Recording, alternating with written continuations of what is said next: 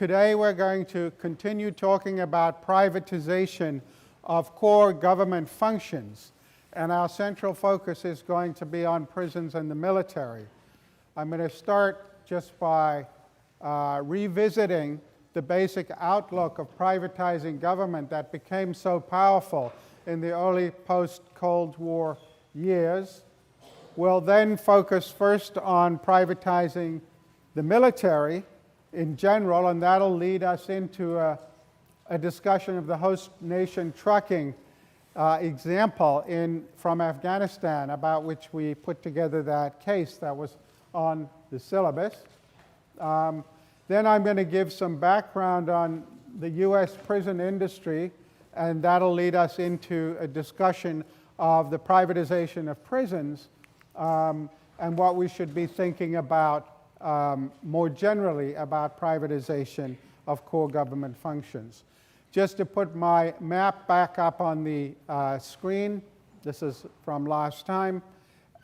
We distinguished post-communist privatizations from what I was calling neoliberal privatizations, part of the small government agenda at home and the Washington consensus abroad, and distinguished previously public or public sector nationalized industries, things like railways and utilities, from the wielding of public authority, as we spent quite a bit of time on eminent domain. And then we left for today what I'm calling core government functions: policing, prisons, the military, things that have to do with people's basic survival, the state's monopoly on the legitimate use of coercive force, to use Max Weber's definition of a state, policing, which we're not going to talk about, though I should perhaps have mentioned that in one of the consequences of the privatization of the provision of local services in housing, the common interest developments, in many respects, they also have some privatization of policing. There's an old joke about what are the Yale police for, by the way, and the answer was to protect the students from the New Haven police, where the kind of one could make of that what one will. But I should have gone a little bit further, that in a sense these common interest developments are gated communities. We tend to think of gated communities as communities only for wealthy people. Gated communities around Cape Town, or around actually any of South Africa's cities, where wealthy people live and they have their private law enforcement. But one of the interesting features of the common interest developments in the U.S. is that 60 million people live in them, and they're of many different income categories, but they're essentially a kind of gated community, even if the gates are often invisible. So today we're going to go to core government functions, and just to take us back to how people were thinking about privatizing government, let's go back to December 1994. Our Reinventing Government initiative, led by Vice President Gore, already has helped to shrink bureaucracy and free up money to pay down the deficit and invest in our people. Already, we've passed budgets to reduce the federal government to its smallest size in 30 years, and to cut the deficit by $700 billion. That's over $10,000 for every American family. In the next few days, we'll unveil more of our proposals, and I've instructed the Vice President to review every single government department and program for further reductions. I know some people just want to cut the government blindly, and I know that's popular now, but I won't do it. I want a leaner, not a meaner government. We can sell off entire operations the government no longer needs to run, and turn dozens of programs over to states and communities that know best how to solve their own problems.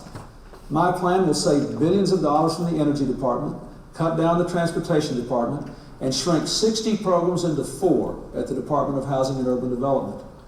A new government for the new economy, creative, flexible, high quality, low cost, service oriented, just like our most innovative private companies. So he wasn't talking about shrinking government to the size when it could be drowned in the bathtub, as Grover Norquist would subsequently argue.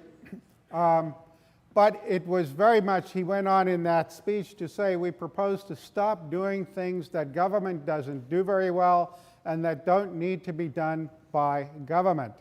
So there's a sense that we should be looking everywhere we can to privatize what government does. This really had started in the 1980s with Reagan, but it accelerates in the 90s with Bush 1 in the Clinton administration, and we will see, particularly under George W. Bush, the privatization of core government functions starts to really take off. In 1993, this is the National Performance Review that the Clinton administration conducted. They called for aggressive outsourcing of government work.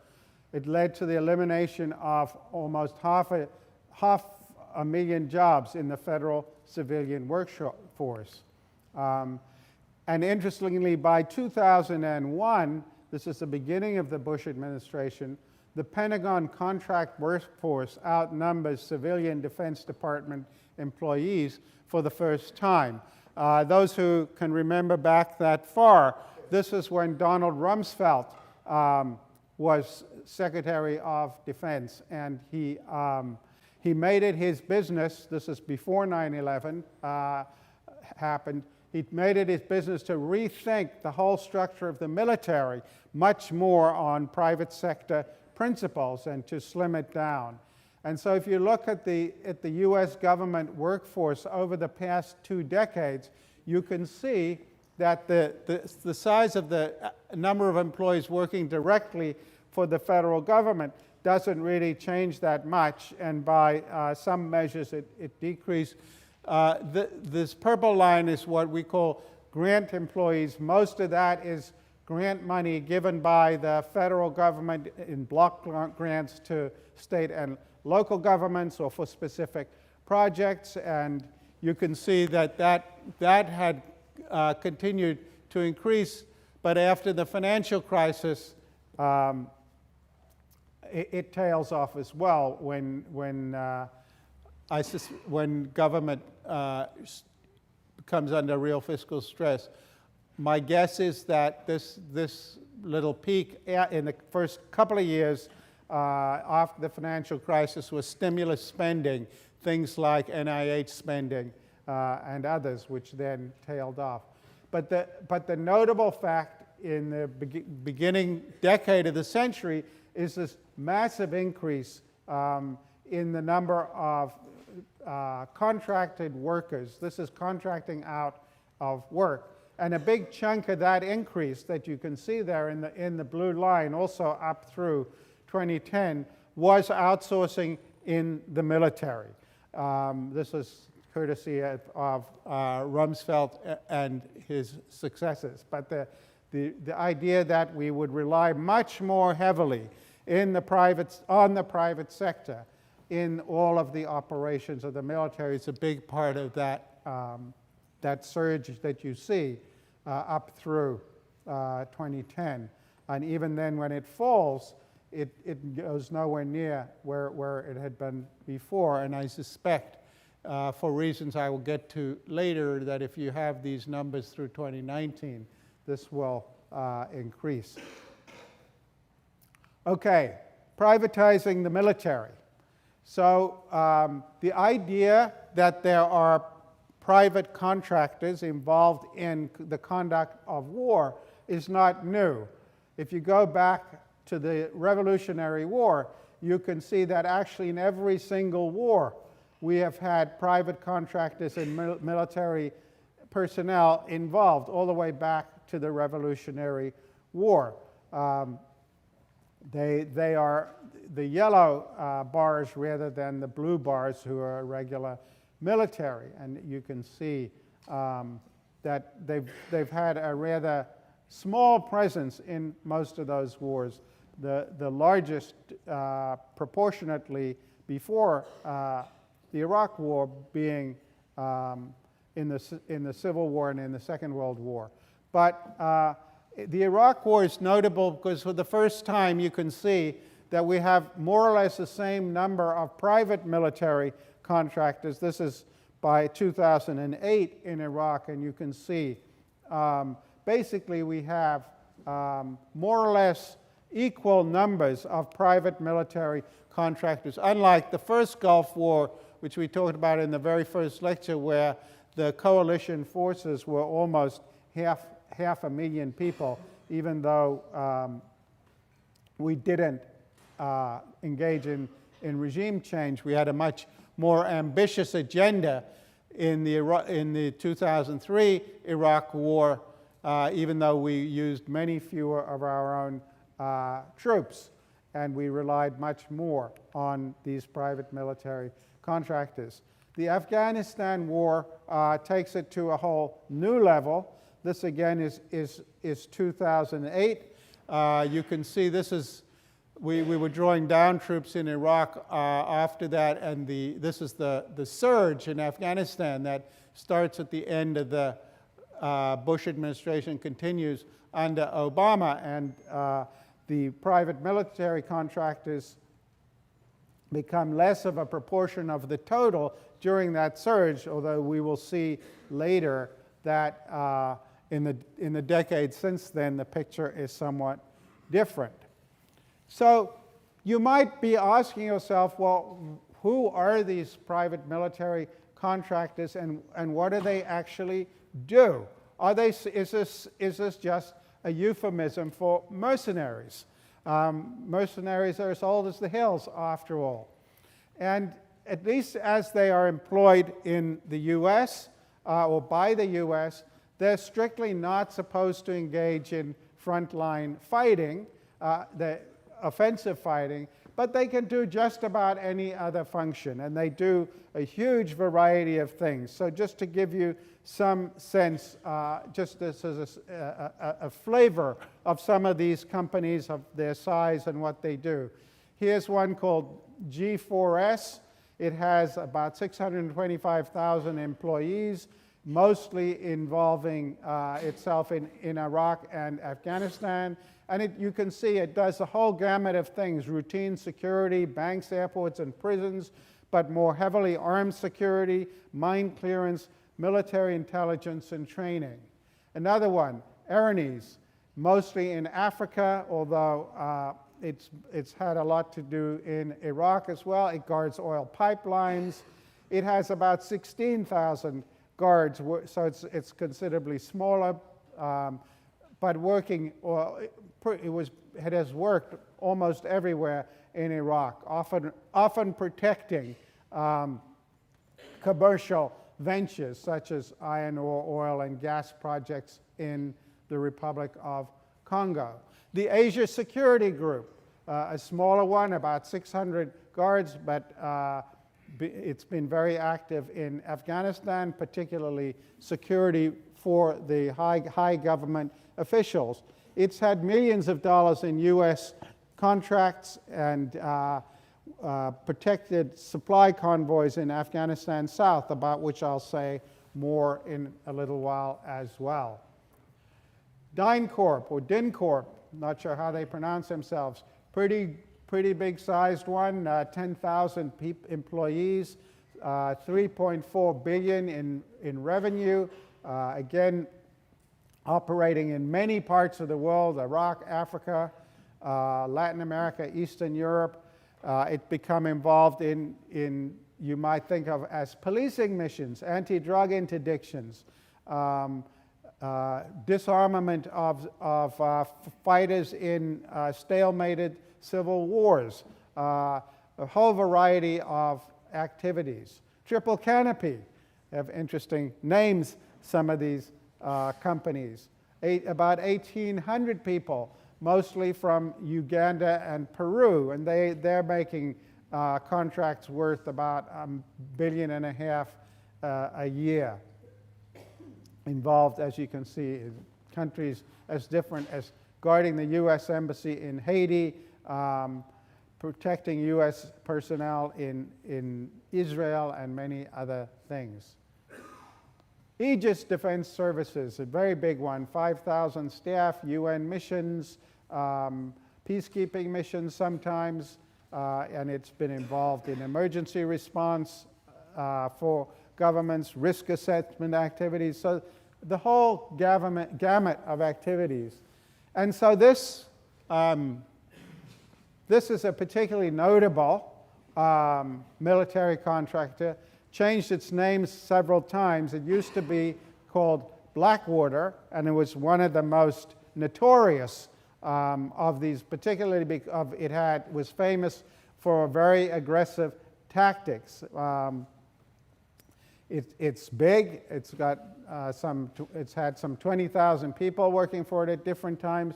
As you can tell, many parts of the world. It got notorious mainly because of Iraq in two different episodes in Iraq. One was that it precipitated the first battle of Fallujah in 2004. The army had not intended to take Fallujah, but 4 Blackwater security personnel got themselves killed, and it went viral, their burned bodies hanging from bridges in Fallujah, basically forced the U.S. to redirect its plans and go and take Fallujah, which they had not intended to do. And this is one of the ways in which military contractors can actually affect the primary missions. But then several years after that in Baghdad, Blackwater shot and killed 17 civilians, including a 9-year-old child, and much of this was also went viral, as had the Fallujah episode, and eventually 4 of them were convicted of murder, and one got life sentence, the other 2 got very strong, I think 30-year criminal sentences. So Blackwater became synonymous with these freewheeling, uncontrollable military contractors, which actually had an effect in thinking about how they should be restrained and governed. There was something adopted called the Montreux Document the following year by 52 countries, including the US, that listed a whole series of good practices, and said, among other things, that the governments employing them would be accountable for what they did. Of course, like many of these kinds of protocols, whether they can be enforced is another matter.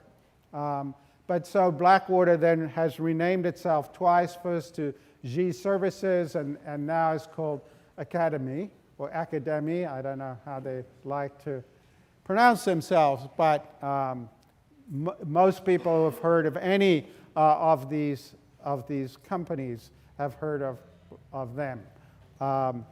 So that's the kind of thing that they are. As I said, they'll do virtually anything. They will fight for any government if the price is right, and they will largely do whatever they are asked to do.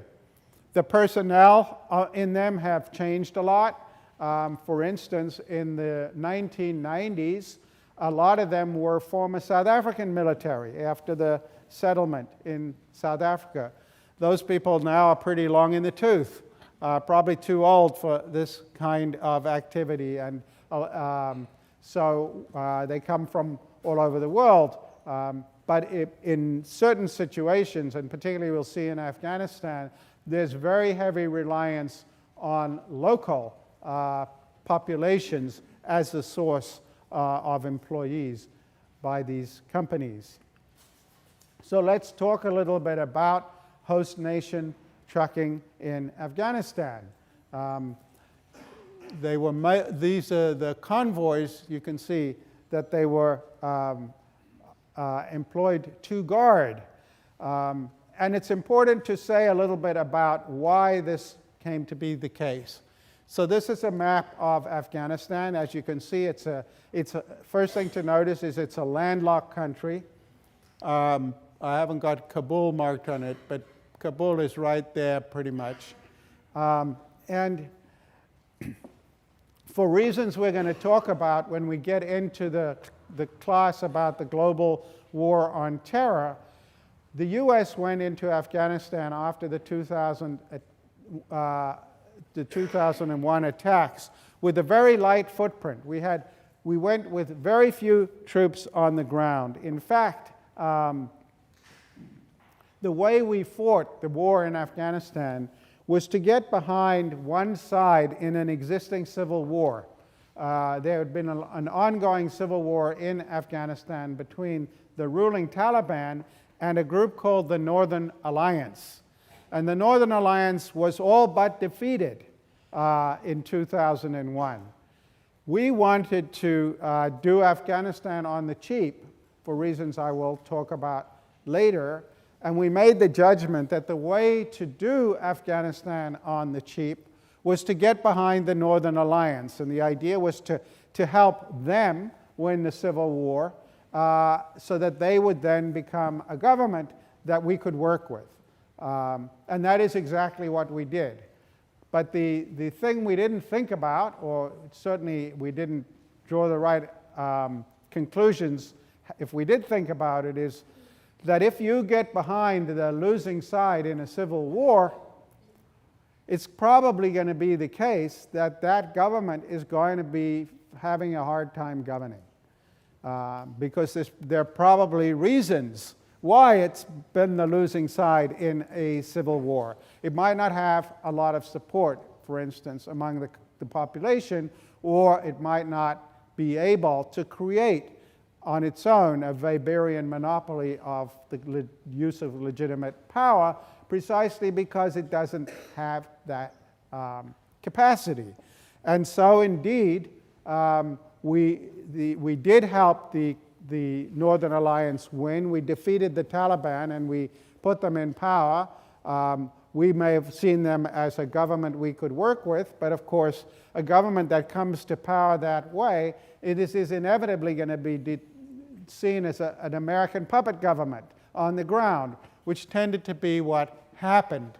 And so basically, people, you'd read article after article, and if you would interview people, you would hear statements to the effect that the government in Kabul for years didn't, you could, once you're 5 miles outside Kandahar, really the government had no real control of the country.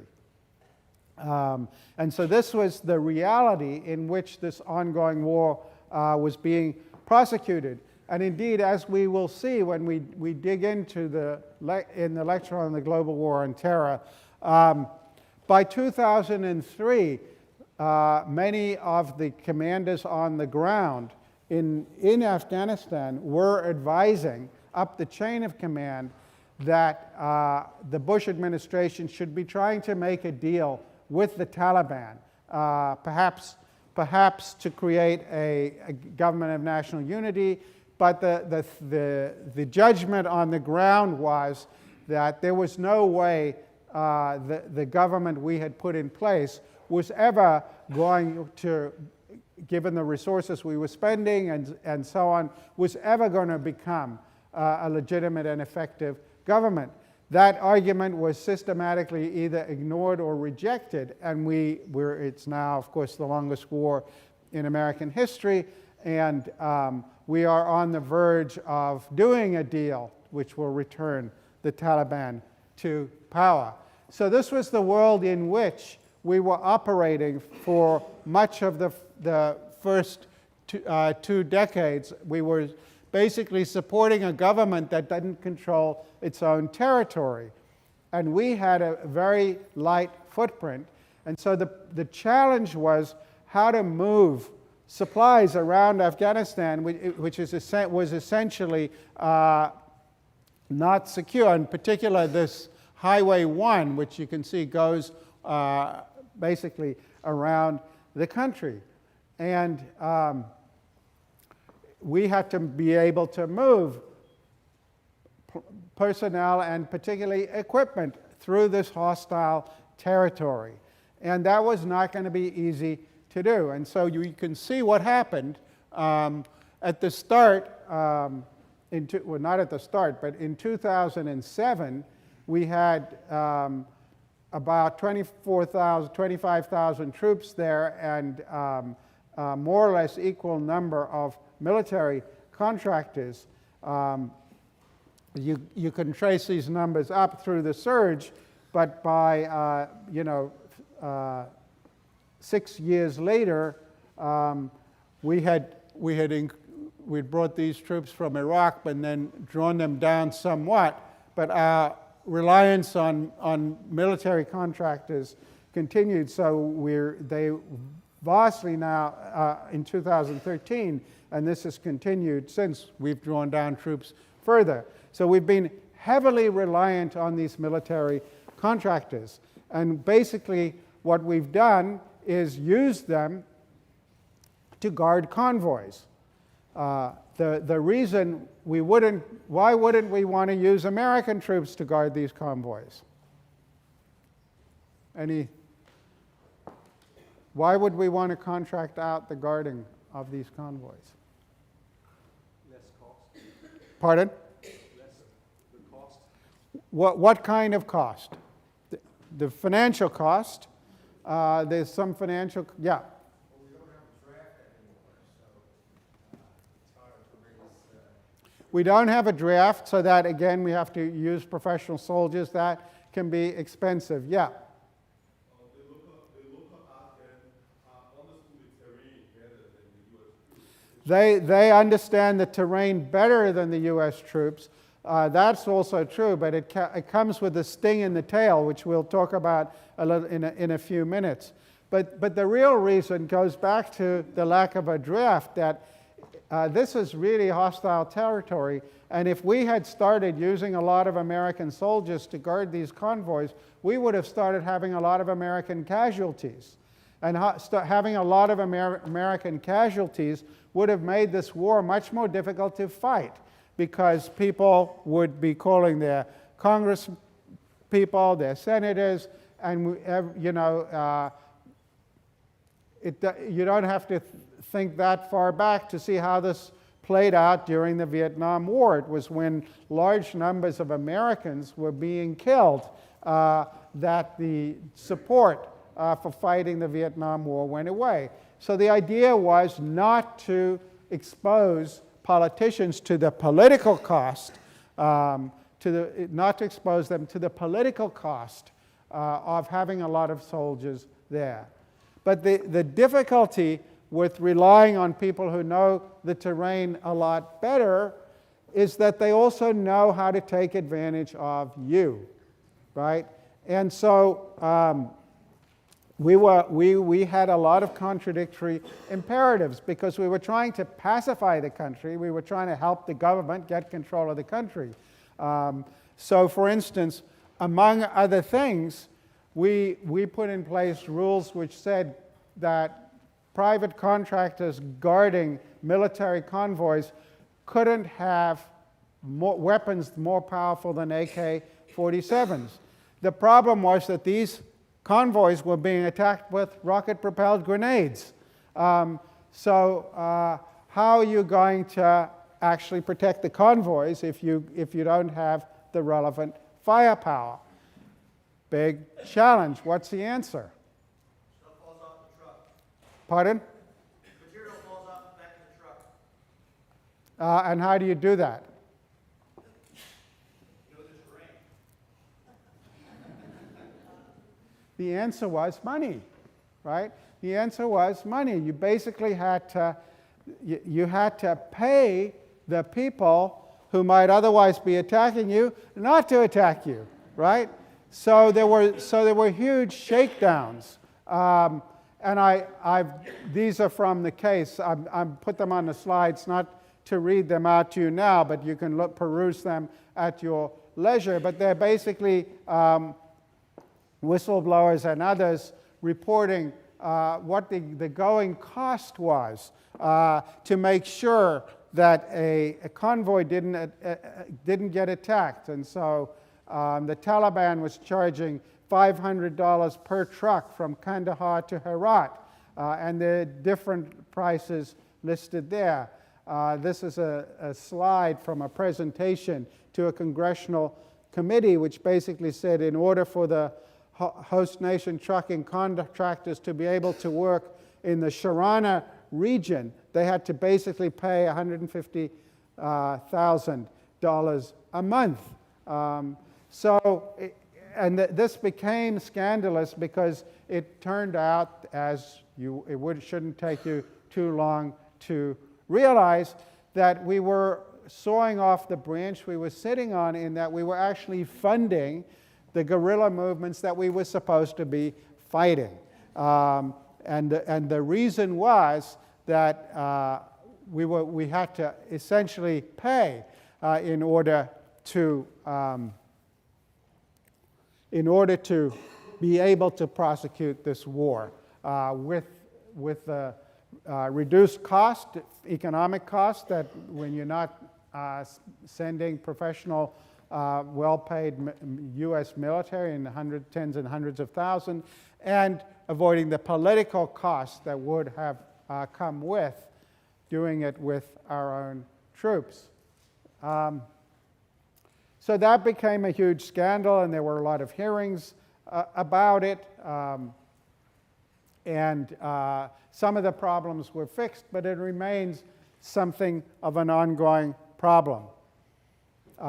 But the question I want us to puzzle over is, assuming that the problems could be managed, and we'll come back to whether they really can be in a little while, but assuming the problems can be managed, and it really is more efficient to fight wars this way. It really does save money, and it saves lives, and it's a market solution. You're letting people who want to spend their lives taking these kinds of risks take those risks. It means we can fight what would be otherwise unpopular wars. Is that a good thing?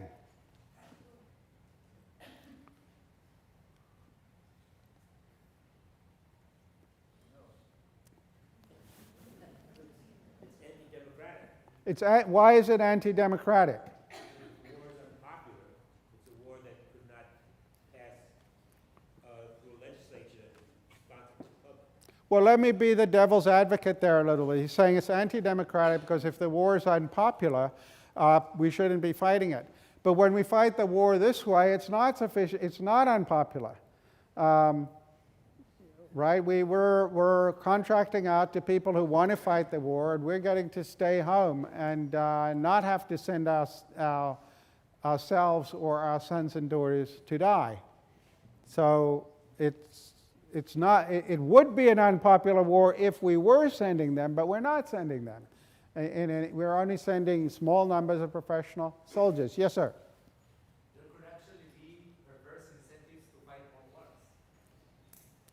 Creates a perverse incentive to fight more wars. Yeah, if something's cheaper to do, you're more likely to be able to do it. What's so wrong? What's so bad about that? You create a demand for wars, basically. So if you go back and read the Federalist Papers, you find some of the same sentiments as we're hearing from the floor here.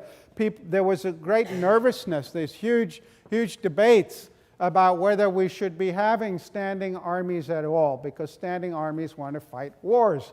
And maybe it should be really difficult to fight wars, and we shouldn't fight wars unless there's a lot of support for fighting the wars. Yeah. You got to yell or get a mic. I forgot to get the microphone. Yell. You just got to yell. In a way, in the long run, it could be dangerous because you'd be building an army that holds no loyalty to any state, and that army could even react on those that pay for them to carry out some of the missions that they carry out. So you're worried about these armies going rogue and doing their own thing, yeah? Okay. Yeah. I would say that the problem is not so much in the war in itself, but what is the oversight. So we've seen that in the Iraq and Afghanistan wars, rather than the Congress declaring a war declaration, that's been done through giving power to the president to the war. So if there's no oversight of how the war is going on, then we can have these rogue armies we were talking about. So it's sort of undemocratic because there are no checks and balances on the war itself. Okay, so we'll come back to the oversight issues, but the argument of the Federalist Papers and the resistance to having professional armies in the first place was the idea that war is not a great thing, and we should only, I think part of the idea was we should only be fighting wars that we really need to fight. And if you really need to fight a war, you'll be able to mobilize the citizenry.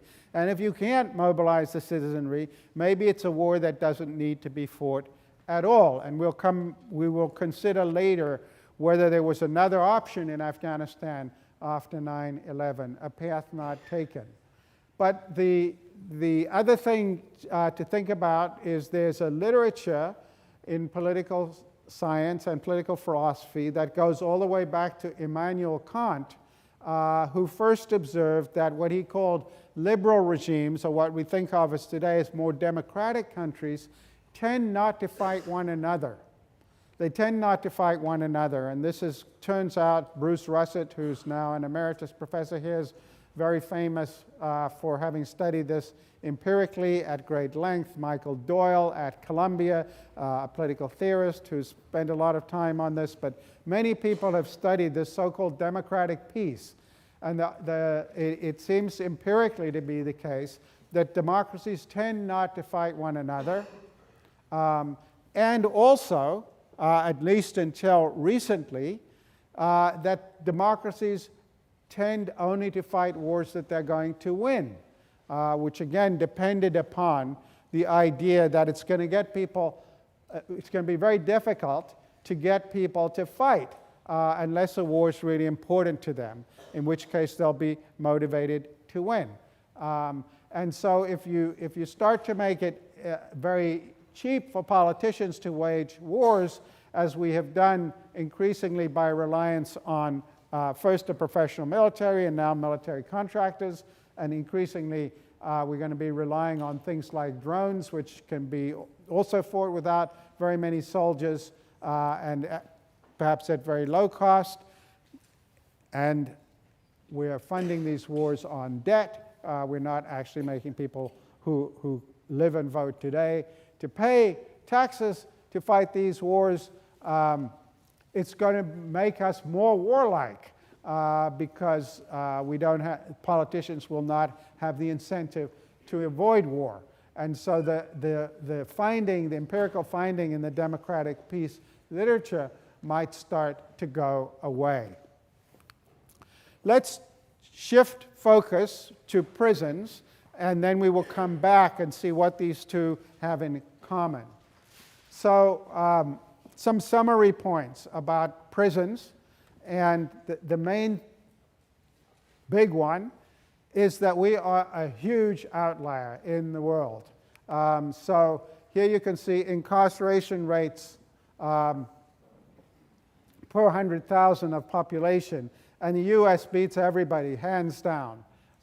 We have, this was in 2012, but the picture doesn't look substantially different. Comparatively, we have over 700 per 100,000 citizens, and as you can see, the Czech Republic, which comes in next, has 200,000. If you look at the top 10 incarcerators in the world, you can see what kind of company we're in, even though we dominate them all: Russia, Belarus, countries of that kind. South Africa comes in 10th, but we're not quite double, but we're there. And if you want to look at it over time, you can see that it really has accelerated in the last since the 1970s. It's accelerated by a phenomenal rate, particularly for males, and we'll see particularly males who are not white. Now, some of this has to do with developments in the criminal justice system, but not all of it. So just to provide some larger context here, in the 1960s and early 70s, there were big advances in the treatment of psychiatric disorders, so-called mood disorders. Things like depression started to be treated with drugs like lithium and its cognates, and thought disorders like schizophrenia started to be treated with drugs like thorazine and its derivatives. And that meant that people who had previously spent their whole lives in mental hospitals started to be released. So if you go up to Connecticut Valley Hospital in Middletown or Creedmoor Hospital, State Hospital in New York, the first thing that will strike you is there'll be, and this is true in state hospital after state mental hospital around the country, there'll be 6 or 7 buildings, the majority of which are boarded up. And the reason is that these people were all deinstitutionalized in very large numbers, people who might otherwise have spent their lifetimes there.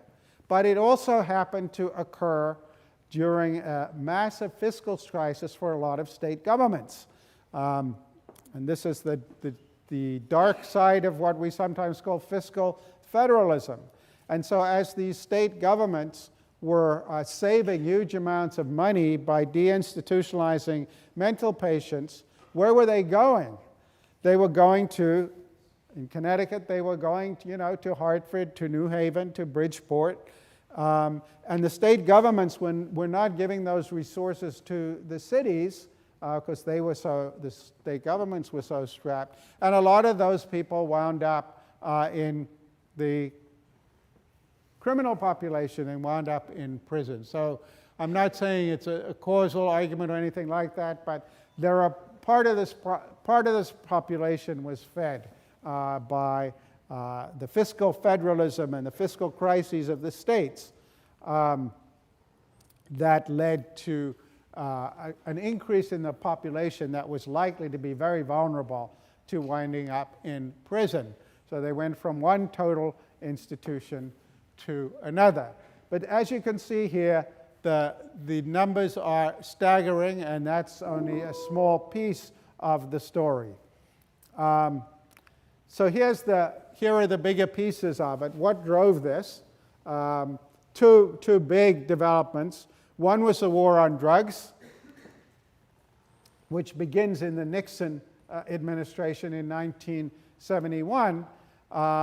And then secondly, in the 1980s, the massive increase in mandatory sentencing, which shifts power from judges to prosecutors, because the vast majority of prison sentences are negotiated plea agreements with prosecutors, and led to things like the 3 strikes and you're out rule. So if you're convicted of a 3rd felony, you get a life sentence. And there are all these famous cases of the 3rd felony being a bounce check or something of this sort, might not be a violent crime at all. And so these 2 developments were largely responsible for the much more punitive turn in criminal sentencing and the massive expansion of our prison population to over 2 million, where it is today. Big racial component to this, particularly in the war on drugs, the crimes that were more heavily punished and criminalized, the drugs the drugs for which people were convicted at higher rates tended to be the drugs used by minorities, but there were other reasons about which one could teach an entire course about why minorities are disproportionately locked up in the criminal justice system. You can see here, this is 2009, the percent of males, adult males incarcerated, and African Americans and Hispanics are much more widely represented. This, of course, has a political dimension because we have so-called felon disenfranchisement laws. Many states have laws. Again, you can peruse this slide at your leisure, but the reddest are the most punitive. So, for instance, in Kentucky and Virginia, you're permanently disenfranchised if you've had a felony conviction, and then these other colors, as they get lighter, it's easier to get your voting rights back once you have served your time. And if you look at this, contributes to the disenfranchisement of minority populations because here the reddest states are the ones in which African Americans are most heavily disenfranchised as a result of felon disenfranchisement laws. So we've become much more punitive, mostly because of the war on drugs and the much more punitive sentencing policies, particularly the move to strong mandatory sentencing. But the big paradox is violent crime has actually been falling. Violent crime has been falling. This is from 1993 to 2017, and this is breaking it. The first two graphs are breaking it down first by people and then by age, and the second two are property crimes per 100,000 people or per 100,000 households, and you can see that the proportion of convictions for violent crime in all of these categories has come down substantially. So we're locking up more people. This is from 1990. The red line shows the prisoners per population, but violent crime is coming down. So why might that be? Why would we be locking up more people? Why would we be seeing locking up more people and violent crime coming down? Drug crimes are largely nonviolent. Pardon? Drug crimes are largely nonviolent. Okay, but we're locking up. Okay, so we're locking up people for nonviolent crime. That could be one of the reasons. Why else might we be locking up more people with violent crime is going down? Yep. Maybe that's why it's going down. Pardon? That is why it is going down. The criminals are in prison. So some would say, well, that's great, the policy is working, right? We're locking them up, that's why the crime's going down. Some people would say that. Any other reason somebody might come up with? Yes, sir? Contractual agreements with private prisons. We'll talk about private prisons. They are significant, but they wouldn't be significant enough to explain this development. And the private sector prison increase is a relatively recent. Yeah. Could it be that the police departments are changing their tactics? It's more community policing, which is effective? More community policing. Well, we have some experts on community policing in this room, but I believe the short answer is we had a rise and fall in community policing. Even though community policing is more effective, it's gone up and down. Maybe it's having a comeback now. Among other reasons, one reason violent crime is going down is demography. The vast majority, one of the best predictors of violent crime is males between the age of 18 and 24 in the population. And as the baby boom bulge has moved through, we have relatively fewer people of that age. So some of it is just demography. There's a theory that has been very controversial by the people who wrote Freakonomics, which purports to show that Roe versus Wade is responsible for the decline in violent crime on the hypothesis that those likely to commit violent crimes are not being born because of being aborted. Very controversial. I think the data was questioned, much criticized, and in the last couple of years they've done a whole series of new empirical studies purporting to defend their hypothesis. But if you read Steven Pinker's book, The Better Angels of Our Nature, which traces the decline in violence in Western countries over the last 7 centuries, he puts a lot of stock in the education and labor force participation of women, and argue that as that goes up, violent crime decreases. So the point of the slide being why violent crime has decreased is not a subject about which there's much consensus. And there are these, and you could probably put up a number of other possible contributors to that. But more interestingly, from the political point of view, is that even though violent crime is going down, most people don't know that. So the dark blue line is percentage of people in polls who believe that violent crime is increasing. As you can see, this is the light blue line is the rate at which violent crime is actually occurring. And you can see this pretty big disjunction, an increasing disjunction between what people believe and what's actually going on. And that's quite remarkable. Various hypotheses about that. A political scientist by the name of Stuart Scheingold, who's worked on this, a book called The Politics of Law and Order, argues that it's being tough on crime is cheap talk for politicians, because the politicians who can run and get elected on it are often not the politicians who have to justify paying to lock up the felon to voters. So for instance, people running for federal office can run on being tough on crime, but the vast majority of prisoners are actually in state prisons that are paid for out of state budgets. So coming back to this slide, one thing I didn't point out earlier is that you can see that around the turn of the century, this all started to tail off.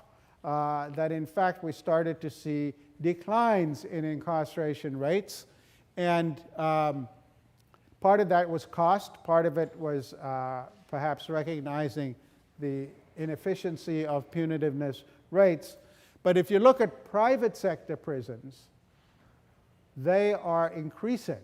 So you can see that they went from being about 6.3 in 2000 to 8% of the population in 2009, and they're well above 10% now. So perhaps even more than that. So the private sector prison industry is getting an increasing proportion of a declining population. And so that's, violent crime is going down, the number of people locked up are going down, and yet we're seeing this growth and flourishing of the private sector prison industry. Last week, there was a terrific article in the Financial Times about how U.S. states are looking to privatize their prisons in order to close their gaping budget deficits. It turns out selling your prisons to private contractors is a great way for cash-strapped states and even the federal government to raise money. First off, there's the money up front. Private firms will pay as much as $10 to $30 million per prison. Last month, Ohio sold one for $73 million. And Arizona recently finished a series of hearings on a plan to add thousands of privately operated prison beds. But the real money comes from the long-term cost savings, since private companies can operate prisons at a much lower cost than state governments. The reason? It's not just the magic of capitalism at work. It's really because people who work for private companies don't have huge guaranteed benefits like many state employees. And that's why numerous state governments looking to achieve some kind of long-term fiscal sanity are thinking about privatizing their prisons. In Florida alone, 29 state prisons are set to be privatized by the end of the year. A move that could save the state $22 million a year. It's good for the states. It's good for the prison operators. And it might even be good for the inmates since public prisons are so overcrowded. And the worse the economy gets, the more desperate the states will be to be raising money by selling their valuable prison real estate. And that's why private incarceration game works so well during a recession. This industry is basically a duopoly. It's a duopoly between Corrections Corporation of America and Geo Group. Yeah, those are the two. For all you home gamers, these are the only two significant publicly held prison firms. Both companies have a lot going for them right now, but the thing I like most is their track record during the Great Recession. Because if we get another serious slowdown, you know you can count on these guys to profit from it. Both of these companies have consistently grown earnings every year since 2007. Neither one of them fell. They didn't even feel any of the recession. Nothing. Just didn't feel it. These stocks give new meaning to the term recession-proof. You can't just bust people out of prison when your state runs out of money. They gotta keep paying for inmates. And it costs about $25,000 per year inmate per year. And the growth in the national prison population is sadly one of the strongest secular trends out there. You don't gotta like it politically, but we're not about politics here on Mad Money, right? We only care about profits. And there's no doubt this business is lucrative as all get out. It's only going to get better from here. Right now, only about 10% of prisons in the US are privatized. But it's clear the country's moving in that direction. So there's a lot of room for both corrections and geo to keep on growing. Plus, the ability of governments to build new prisons is simply not keeping pace with the need for more prison space. It's simple supply and demand.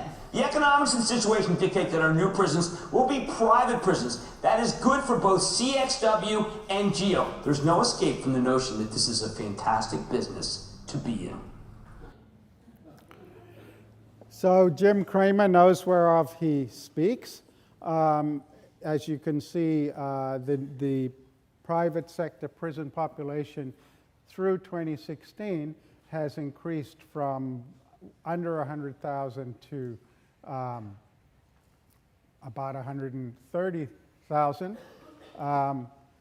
If you want to get a sense of where they are, the darker the blue, heading for deep blue, is the heaviest concentration of these prisons. And if you want to compare them by state and federal, you can see the federal line is red and the state line is green. Most of these prisoners are in state prisons. And indeed, you can see here this red line started going down basically because the Obama administration decided to phase out private sector federal prisons. However, the Trump administration has brought them back, and particularly all the interdictions on the southern border, almost all of that is massive business for private sector prisons. So I'm sure when we get data for the next few years, this red line is going to take off to the northeast. While some of you might have noticed a couple of weeks ago, the California state legislature just passed a bill. I don't think Governor Newsom has signed it. He was dithering about signing it, but phasing them out in California, which would be, I think, take a significant chunk away. So, what do we think about private sector prisons? Again, there's plenty of room for abuse. We all know the stories about the judges who were bribed to send children to private juvenile facilities and so on.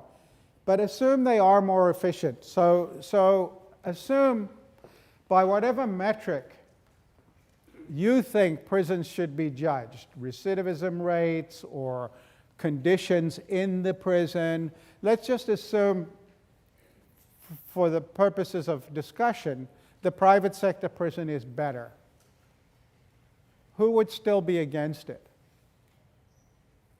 Why? I think we have a moral responsibility to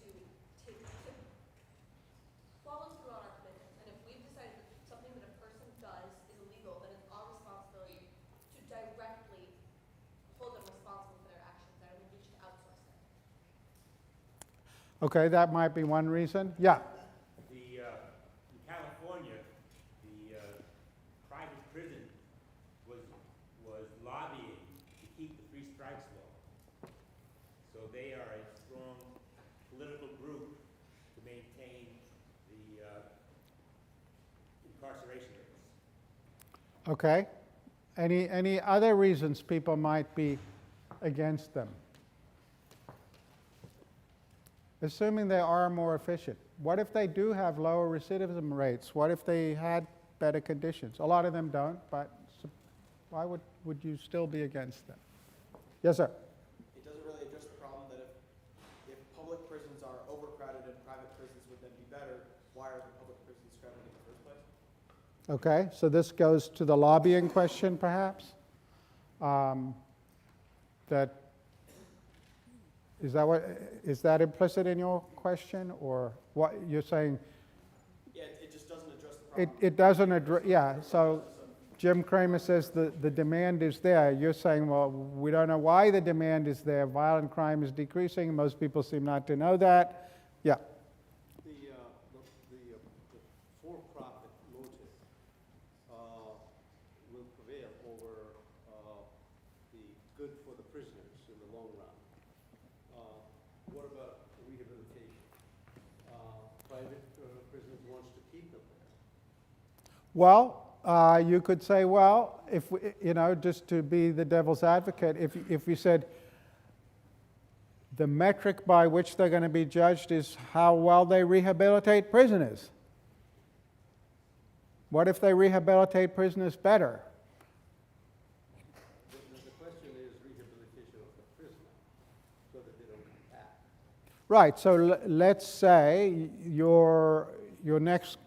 renewal of your contract is going to be conditioned on the recidivism rates from your prison. I just find it interesting that we're a little more bothered by having privatized prisons, and yet we don't look at other sectors of the government, looks like health or education or whatnot, where we seem a lot more prone to be okay with privatization or for-profit behind these sectors. I think that is a common response, but I'm asking you why. Right. So I think because in the case of prisons, you're taking away someone's liberties, it affects you at the core much more. And to think that you're putting that into someone else's hands, into a private corporation's hands, it doesn't jive well with that idea of I'm restricting someone's freedom and I'm giving it over to the private sector to handle. Yep, you're really going to have to yell. It discourages conversation around why we have the social problems, the injustices, and the high incarceration rates.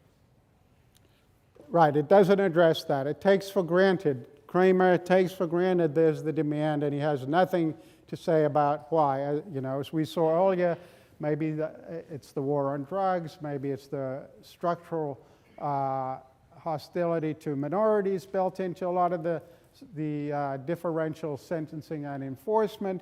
Maybe it's the people who should be getting mental health care not being locked up at all. So we're not, by focusing on this, we're not addressing the underlying issues. But I think coming back to pull the two parts of the lecture together now. When I talked at the beginning about core state functions, I mentioned Weber's definition of a state as having a monopoly on the legitimate use of force in a given territory. That's how Weber defines a state. And the truth is that neither of these activities, the military privatizing the military or privatizing prisons is really privatization, right? What it really is contracting out a government monopoly. We're not actually turning this over into fully private. So that is the problem. And as I've put up on the slide, that creates what economists call principal-agent problems of a particularly difficult sort. Because the idea of a principal-agent problem is that the principal contracts out to the agent to do things, in this either the military contractor or the private sector prison, but it rapidly becomes the case that the agent has more information that the principal needs to monitor the agent than the principal has. And so that creates a lot of difficult problems. So if you think about, in a schematic view of a democracy, we have the voter, then we have the politician. The politician is the voter's agent. Then we have the regulator, who's the politician's agent. And then we have the contractor. And so the chain from here to here has many points at which it's like a series of nested principal-agent problems that have to be managed. And of course, principal-agent problems come up all over the place. You say, well, what is the solution to principal-agent problems? One is to have competition. There's not a lot of competition in any of these industries. So as Kramer noted in that clip, basically the private prison industry is completely dominated by two corporations. And they're, by the way, now multinationals. They operate in Australia, they operate in Europe, they operate in the UK, they operate in lots of places.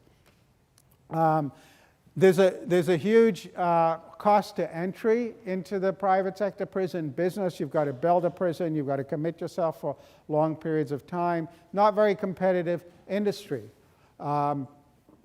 Military contractors, somewhat more competitive, but again, governments develop relationships with these contractors. They're not going to suddenly switch to other contractors very easily, say contractors who might have been fighting for the other side. So it's actually difficult to get a lot of competition, and people instead stick to the relationships that they have. A second way of managing principal-agent problems is to try to better align the interests of the agent with the interests of the principal. Because if they have the same interests, then you don't have the agent going off in a rogue fashion doing something that's not in the interest of the principal. The trouble in this area, too, it's very difficult to do that. As people pointed out with respect to the prisons, the industries themselves have very different incentives from like reducing crime. Having more prisoners is what is the business in which they traffic, and so indeed what you find in the prison industry is a lot of lobbying. It grew dramatically. This is up through 2010. If I had a slide since 2010, that number would keep going up. And you can see here they give to, at the federal level, to candidates from both parties. The light blue is Republican, the dark blue is Democrats. You can see this is particularly when Democrats are in control of the federal government, as happened here. It's going to go up. They're going to give money to incumbents. So they give money to both sides. It won't shock you to know what they lobby for. More lockup quotas, stiffer penalties, as somebody pointed out, and immigration enforcement, because these are big industries. So if good public policy is to reduce the number of people in prison, it's going to be almost impossible to align the incentives between the principal and the agent. Similarly, we think about fighting wars, these, we might say good public policy is to have fewer wars, and certainly fewer unnecessary wars. The military contractors have very different interests. So for them, if the war in Afghanistan goes on for another 10 years, it's just more business. The final way in which people try to manage principal agent problems is monitoring. But that is very difficult in these types of circumstances. Here's a hearing. So today we're continuing our oversight on the United States government contracting on conflicts overseas. We're going to ask the important questions: who's getting the United States taxpayer money, and how are they using those funds once they get it? Last week, this subcommittee held a hearing that examined the investigation into the host nation trucking contract in Afghanistan. That investigation uncovered distressing details of how the United States taxpayer money is funding warlordism and corruption in Afghanistan, and how the contract is undermining United States counterinsurgency strategy. Equally troubling is the finding that the United States officials charged with overseeing this contract had no visibility into the actual operations of the contractors and subcontractors. In most cases, officials did not know who the subcontractors were, let alone who they employed, how they functioned, and where they spent their money. To give one example, 7 of the 8 prime contractors in the host nation trucking contract employ, either directly or indirectly, a man by the name of Commander Ruhula, and he provides security for the supply convoys. Commander Ruhula claims to spend $1.5 million per month on ammunition, and has reportedly attacked convoys that do not use his security services. Still, no United States military officials have ever met with Commander Ruhula, and despite the fact that he receives millions of dollars of taxpayer money, there have been no attempts to enforce the United States laws that govern his U.S.-funded contractual relationship. With $2.16 billion of taxpayer funds at stake, it's unconscionable that the military does not have tighter control over host nation trucking subcontractors. But the host nation trucking contract is not the only problem. This week's Economist reports that 570 NATO contracts worth millions of dollars were issued in southern Afghanistan, but nobody is quite sure to whom. In January, the Special Inspector General for Iraq Reconstruction, one of our witnesses here today, issued a report about a State Department contract with DynCorp, which noted that, and I quote, over $2.5 billion in U.S. funds were vulnerable to waste and fraud, close quote. In May, the Inspector General for the United States Agency for International Development issued an audit of his private security contractors in Afghanistan, which highlighted significant problems with USAID contracts. It found that USAID does not have, and I quote again, reasonable assurance that private security contractors are reporting all serious security incidents, are suitably qualified, and are authorized to operate in Afghanistan, close quote. Audits from the Department of State, USAID, and others have found problems with subcontractor management in areas as diverse as embassy construction, fuel delivery, and educational outreach programs. The Government Accountability Office, another of our witnesses here today, has reported that the agencies are not even able to accurately report the number of contractor and subcontractor personnel working on United States contracts.